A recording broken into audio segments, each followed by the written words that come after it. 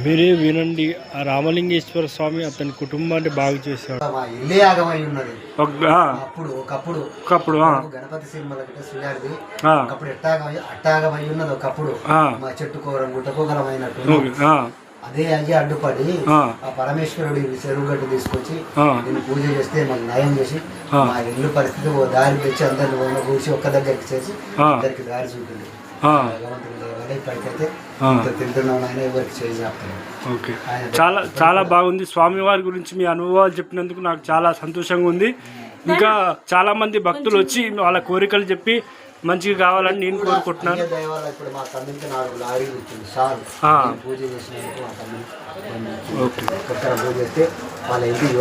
చూసారా భక్తులారా, ఇక్కడ ఆత్మలింగేశ్వర స్వామి దగ్గర ఆయన అనుభవాలతో చెప్పిండు. మీరు కూడా వచ్చి స్వామివారి దర్శించుకొని మీరు యొక్క కోరికలు చెప్పి స్వామివారి దగ్గర మీరు మంచిగా కావాలని కోరుకుంటున్నాను.